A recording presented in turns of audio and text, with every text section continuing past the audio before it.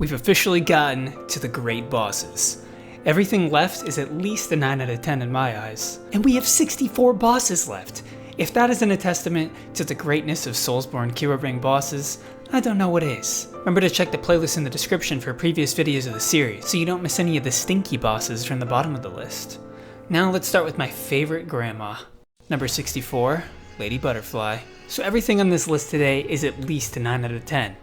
What does that mean? It means the fight is spectacular, but there's at least one thing about it that's a slight hang-up that barely keeps it from that unmatched 10 out of 10 range. Maybe it's missing the wow factor, or maybe a specific mechanic is frustrating enough to deal with that it just barely doesn't make it. It might be a totally subjective, I don't think this deserves a 10 even though it's awesome vibe. In the case of Lady Butterfly, she's got the wow factor, she's spectacular, amazing, unique, surprising, so why is she just out of that 10 range? Well, she has an exploitable AI, making the flurry of deflex and mastery of battle not a requirement for victory. You can kinda sidestep spam the grandma until she's in geriatric care.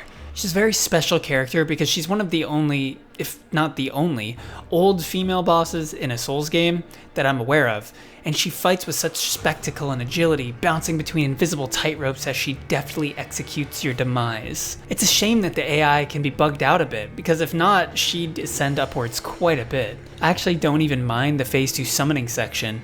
Although it requires a lot of running and dashing and prancing and zooming and booming, it's a fun little minigame before getting back into the meat of the fight. I like that you can counter her verticality with a well-timed shuriken, and it's generally a unique and fun setting.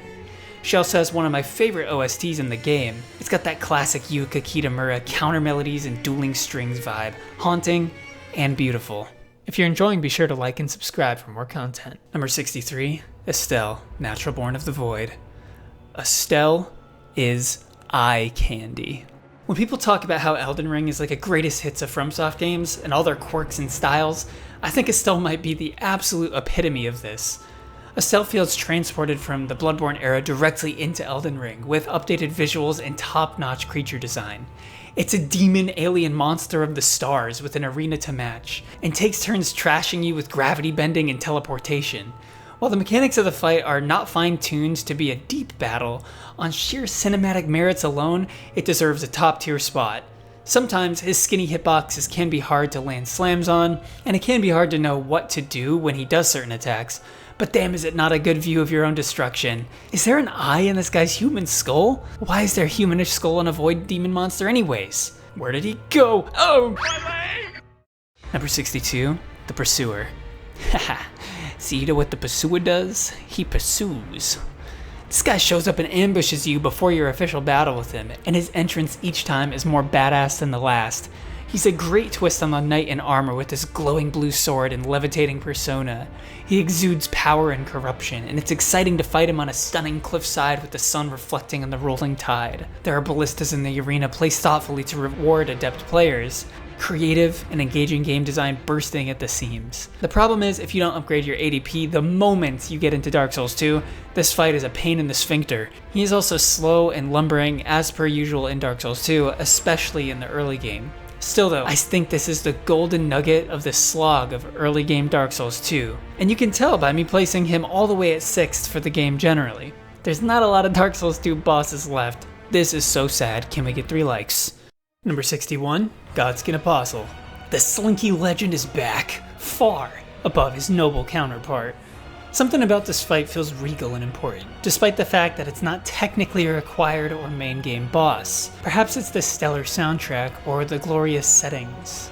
Or maybe it's the inventiveness of the mechanics and the attacks of the boss being surprisingly deep and cinematic. I think the Black Flame might be triggering my love for Lady Fried. It just looks so badass, even cooler than the typical beauty of Elden Ring. The fight really feels fluid and fair, something that a lot of people seem to think Elden Ring is lacking in its main bosses. Number 60, Looking Glass Knight. I think Looking Glass Knight might be the testament to how important setting and atmosphere is to a fight. Try to imagine this fight not on a rainy castle top dimly lit by dramatic flashes of lightning, casting shadows upon you and your adversary. Imagine this fight took place in a dingy cave, or even in a grassy plain. It just doesn't hit the same. In the same way I can't imagine the cleric beast without the screams or the dancer without the footsteps, the rain and flashes of lightning of the Looking Glass Knight battle make it. Add to that some fun gimmicks like the ability to summon other players to join the fray, or an impenetrable shield, and you have enough twists on the standard knight battle to make it one that I'll always be excited to come back to. It can be a bit on the easy side, but this is a testament to how difficulty isn't everything. Plus, it can be a bit too hard if the summoned player is one of those PvP players. Screw you guys, honestly. Who has ruining other people's days as their idea of fun? I honestly never invaded in Dark Souls. Maybe I should try it sometime. I was always just like, this game is hard enough, do I really need to make it worse for people?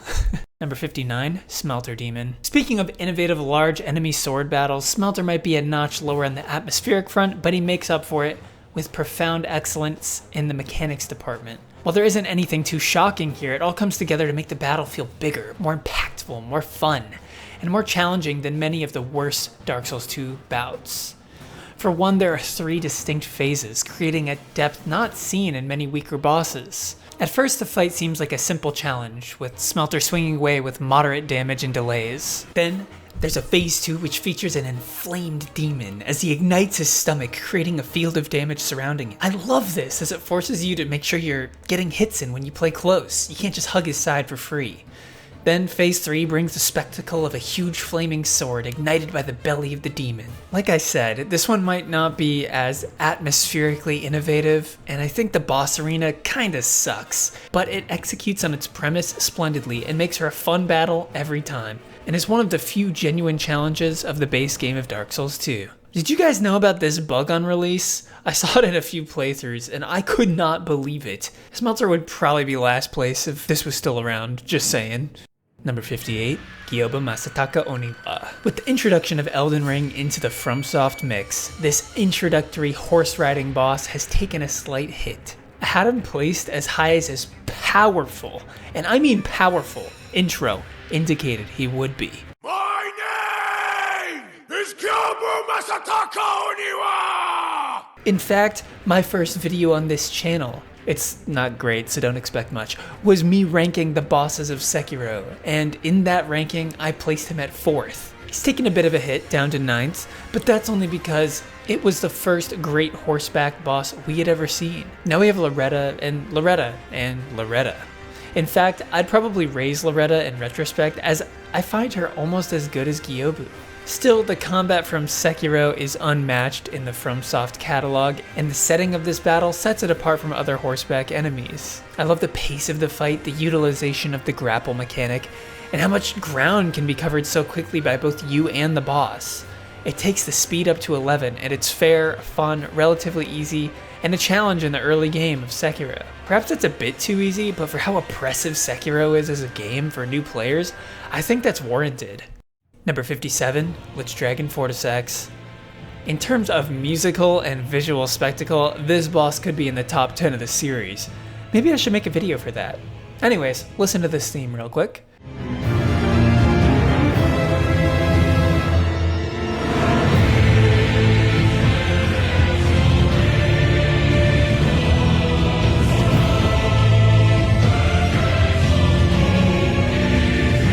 Music is a huge part of the bosses for me personally, as music is what I started my journey on YouTube with. Bosses that have phenomenal soundtracks get huge benefits. The animations and color of this fight is another reason why it's boosted so much in the rankings. But in all honesty, the actual combat of this fight is just pretty good. It's not phenomenal like this tier would suggest. The fight is too easy with a low HP pool on Fortisax, and the lightning attaching to you is kind of just frustrating. Beyond that, it's such eye candy, similarly to Estelle, but with a more standard fight and a stronger soundtrack, it edges out Estelle. Number 56, Shadows of Yharnam. Not sure if this is a hot take or not, but I adore the Shadows. My Ring Wraith homies are one of my favorite gank fights in the series, with balanced aggression, a well-designed arena for crowd control, and 3 distinct and awesomely twisted phases. Typically in multi-enemy boss fights, the challenge is balancing the 2 or 3 enemies, but as you kill them off, the fight is trivialized because then you only have to worry about 2 or 1 of them. This means all the tension in the battle is gone, once you manage to survive the onslaught of the 3 at once. The shadows flip this formula on its head, as they get more difficult the more you kill, up until the anxiety-laden, swirling snake attacks of doom in the final phase. You better be ready to kick up your aggression to unhealthy levels once you reach this stage, as the shadows subsequently summon snakes and then bigger snakes. I find this a super fun and engaging dance with many balanced enemies, and the speed of Bloodborne allows for the many enemies to be more fairly juggled. Quick step and such. Number 55, Abritus, Daughter of the Cosmos. This fight is obviously amazing, as it's in my 9 out of 10 category, but let me get my one complaint out of the way first. Then it's all praise. I hate the fact that the entire fight is clipping through the boss if you decide to strafe to the side, which I found to be the easiest option. It makes the fight feel clunky and unfinished sometimes. Outside of that, this is a sickly creature design with crazy and surprising attacks that keep you on your toes. That charge leaves me quaking in my boots. The sweeps are desperate and unhinged, reflective of Abritus herself.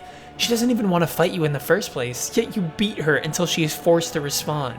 The laser spam is terrifying, and the fight is fast and exhilarating. I'd say she was the hardest of the Bloodborne main game, except for I didn't die to any boss more than once in the main game in my last playthrough, except Dark Priest Parl with 2 deaths, the One Reborn with 3 deaths, and Rom with 17 deaths. Yeah, in a vacuum, she should be the hardest. God, I hate Rom so much. Number 54, Fire Giant. You might notice I'm taking a bit longer to talk about all these bosses.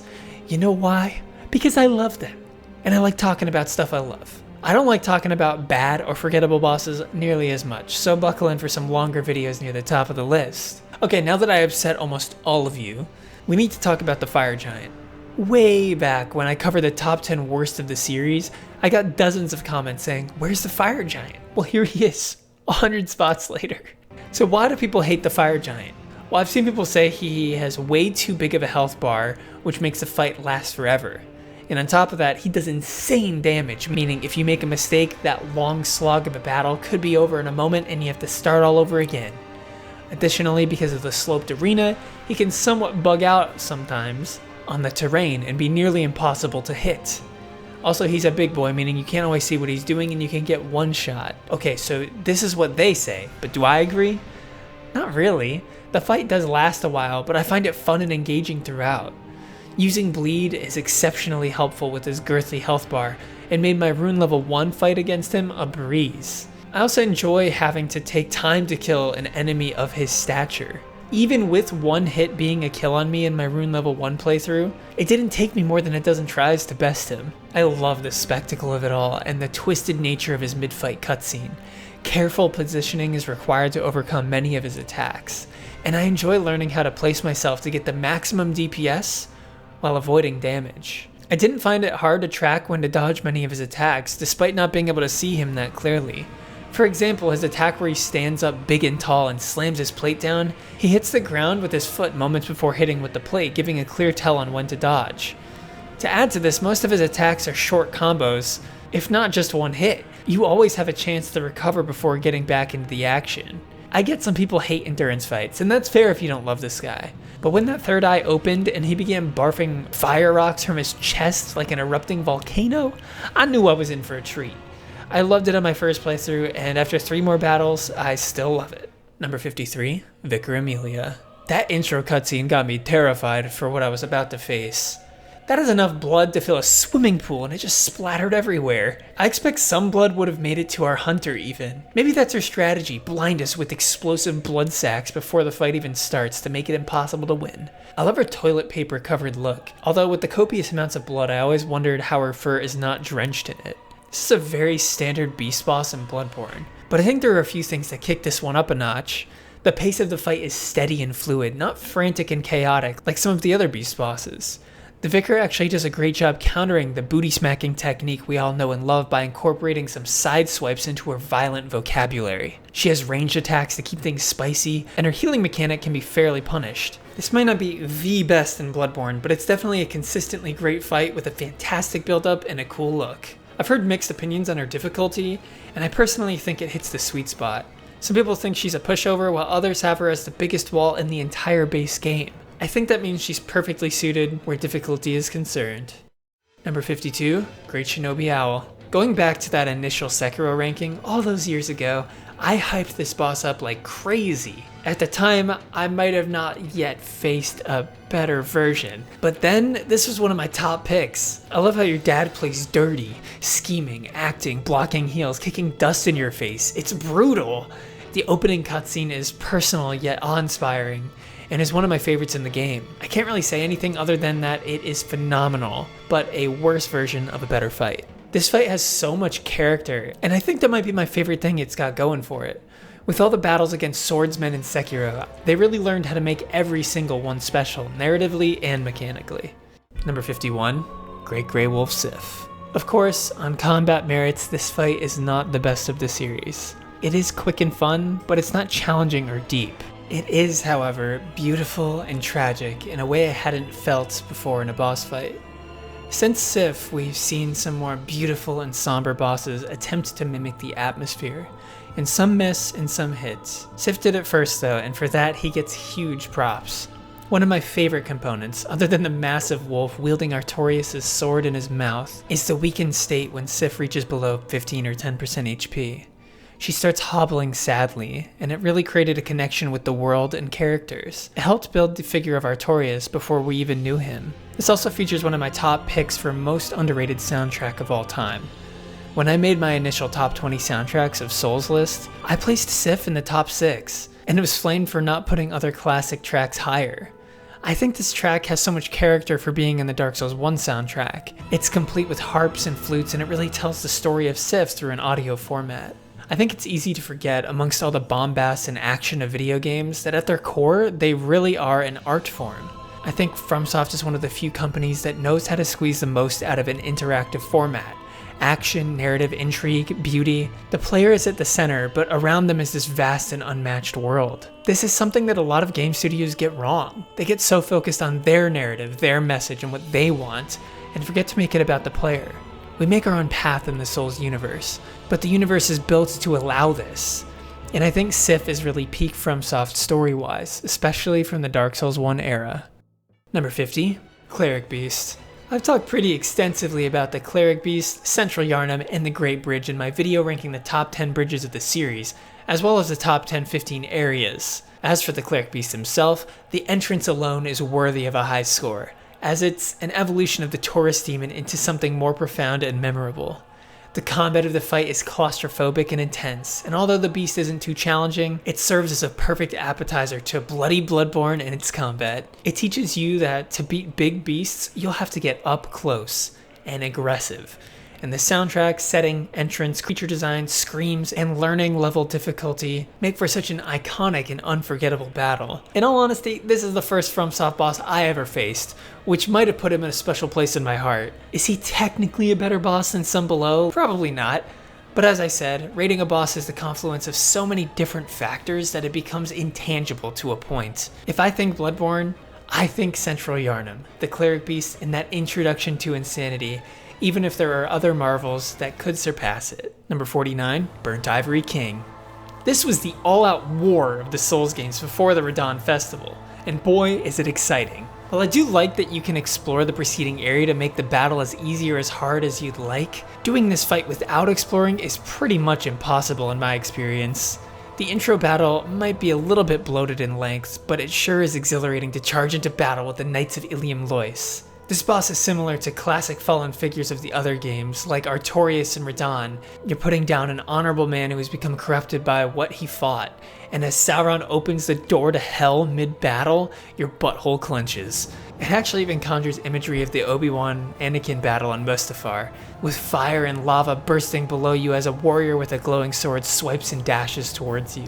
As I said, my only minor gripe is the length of the preceding battle is a little bit bloated, and the battle against the king himself is the opposite. This idea was expanded upon in future battles, but for being the first and being so damn epic, this guy has to place in the top 3 of Dark Souls 2. Number 48, Amygdala.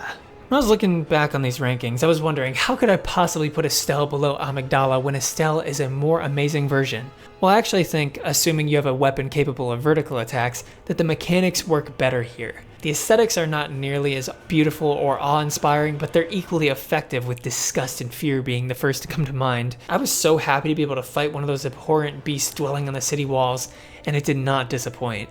This fight has Madeira lasers, limb removal, anxiety-inducing jump attacks, frantic pacing, and it forces you to hit the head, meaning you can see all the mayhem unfold. I think this is a mechanic that From should lean more heavily into, as it allows you to design the fight more effectively. Plus, this guy actually uses his ripped limbs, unlike this stupid last giant. Number 47. Margit, the Fell Omen. Speaking of fantastic introductory bosses, we have Margit. Now I will say, in stark contrast to the previous of the series, Goatman is possibly too hard for this point in the game. We're all coming here as likely series veterans, and even in that case, Margit kicked my ass pretty hard. Imagine if you were a complete noob to the series. There's a reason first bosses tend to be simpler. Cleric Beast, Gyobu, Asylum Demon, Dragon Rider. They're meant to teach you the mechanics of the game. Now to be fair, I think the mechanic they're trying to teach us here is exploration. If you explore all of Limgrave and come back, you can find the tools to bonk Margit into his grave in a couple of seconds. So in that respect, this is a stroke of genius. It's such a fine line to balance, catering to your established fan base and bringing in new players. I suppose they meant to balance that with spirit summons, and fair enough, but this guy is nuts! He has magic weapons, meaning he can pull out a huge variety of attacks. He has massive delays, huge combos, 2 phases, and a huge health bar.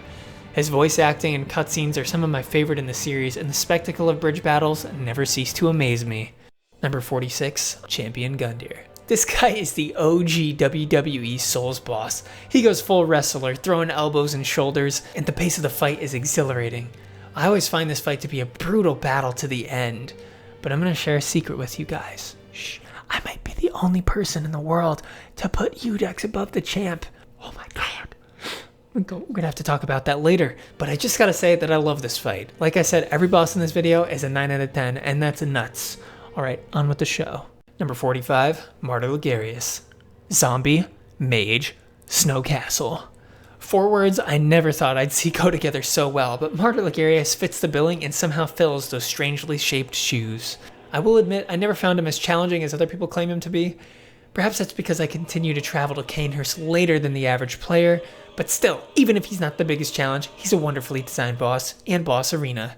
It's too bad he's so hidden, and I'm shocked that they were willing to put one of the best bosses of the game behind such an obscure location. Nevertheless, we have one of the most ominous opening cutscenes followed by a 2-phased fight. Each phase is a mastery of its own style, the first being a mage and the second being an insanely aggressive scythe wielder. I'm always impressed when fights are able to pack in such drastically different phases that both work so well, and it seems to fit Ligarius' character. Number 44, Iudex Gundyr. Okay, so now we're to the controversial take. Iudex over the champ. Let's talk about that. So first things first, I tried to get a huge amount of people into Dark Souls, and seeing as Dark Souls 3 is perhaps the most accessible, I usually would have them play Dark Souls 3. They'd come over, sit at my computer, and hack away at Iudex aimlessly for hours, sometimes taking over 30 tries before giving up or besting him. On my first playthrough, it took me a few attempts before I overcame him, but that was after having played through a huge part of Bloodborne already. If he was my first boss of the series, he would be a huge challenge. This is all to cover the difficulty question that people bring up. People say Iudex is way too much of a pushover, and while he might be easy for us veterans, as a first boss, I think he is perhaps the most perfectly balanced difficulty of all of the intro bosses. Now beyond that, he has a jaw-dropping mid-boss transformation that completely changes the fight. It teaches the lesson to the player that closer is safer, shows how chaotic and disturbing this game will be, and is one of the most fun things to watch friends react to for the first time. It's a perfect communal experience. Additionally, with having 2 phases, I feel like I get more out of this fight than with the champ because there are more varying movesets and it surprises throughout the fight. While the second phase is not as fluid as the battle with the champ, it creates enough spectacle and fun for me to prefer it over the champ battle. However, as a series veteran, of course, I have more of a challenge with the champ. Not by much though, as his HP is also super low. Let me know down below if any of you prefer Iudex too, although I expect that's not true for many of you.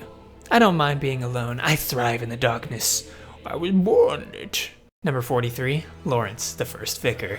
Okay, I can explain, I promise, don't kill me yet. Yeah, this is another one like the Fire Giant, where I got a bunch of comments of people asking me where Laurence was in the top 10 worst of the series. Well, hi, he's here. Okay, this one is gonna be a long one too. Like the list of people flaming me in the comments right now. Okay, so yeah, Laurence is insane. His damage, his follow-ups that can one-shot you, his insane range and aggression, his phase 2 switch up and his soundtrack, it's all insane, and that's what I love. I was really disappointed when I walked into the arena to see a fire cleric beast. Like, yeah, we've done reskins before, but I thought Bloodborne was different. It wasn't just gonna do Blue Kool-Aid Part 2. And it didn't. Laurence is worlds apart from Cleric Beast in every way other than look. This soundtrack echoes the quality of the fight itself, being one of my favorites in the series. It's not just an evolution of the Cleric Beast theme, it's a hellish, haunting version. The fight is oppressive and barely manageable with too much to handle all at once. It can be a bit too strong on the damage at times, which is where I kicked it down 1 point, but to be honest, I've never really struggled with Laurence that much. I stack a lot of vigor and I go Saw Cleaver and I cleave it up. Last playthrough, I died to him the least out of all of the DLC bosses, including Living Failures. Yes, you heard that right. I don't know what it is, something about the battle is intuitive to me, but it gets my heart pumping every time. The Phase 2 transition is one of my favorites in the entire series. It is disgusting and weird and oppressively difficult. I know you guys hate it, but I thrive in the hate, so remember every hate comment is going to give me extra love for Laurence, so be aware. Number 42, Divine Dragon. If it wasn't for one other fight in the series, I would call this the pinnacle of gimmick/spectacle fights. The beauty of this one is in the divinity and tranquility matched with equal regality and power. It exudes an air of intrigue, which can only be found in this battle. I suppose the closest battle I could compare it with would be the Regal Ancestor Spirit, but this is far more spectacular and jaw-dropping in nearly every department. And it's not all fun and games. Near the end of the battle, the dragon goes into a frenzy of rapid, city-destroying air swipes that are monumentally challenging to master. While it's not a particularly hard battle, the difficulty matches the divine atmosphere, and I can't say I would change much, if anything, about the fight. It's only gotten better over time, and I only appreciate it more now compared to my first encounter. Number 41, Genichiro Ashina. Genichiro takes place so early in the game that it legitimately shocked me. I thought we'd be building for the next 30 hours to the point where we'd take revenge against the man who chopped off our hand. But in classic FromSoft fashion, we got something totally different, and love with their choice even more. That scene on top of Ashina Castle is quite stunning, although it is reused for quite a few battles. The first time I faced Genichiro, I thought there wouldn't be a chance the game could top the mechanics and enjoyment of it all. I was wrong. Subsequent battles with Genichiro have had him slide outside of the 10 range for me, just barely. While I love the battle, it's become so easy that I would have to try to die to him. I can get caught into a loop of attack, block non-stop until he's dead a majority of the time, while other better Sekiro bosses pull tricks out of their sleeve to keep the fight engaging, even when you've mastered it. Not that Genichiro isn't fun, it's still a blast, it's just a slight bit off of that oh so desirable 10 out of 10 level. Think of it as a 9.9, but we don't round here. Next is going to be all of the 10 out of 10s that are not in the top 10, so be sure to like if you enjoyed this video and subscribe to keep up with the rankings. And I'll see you next time. Peace.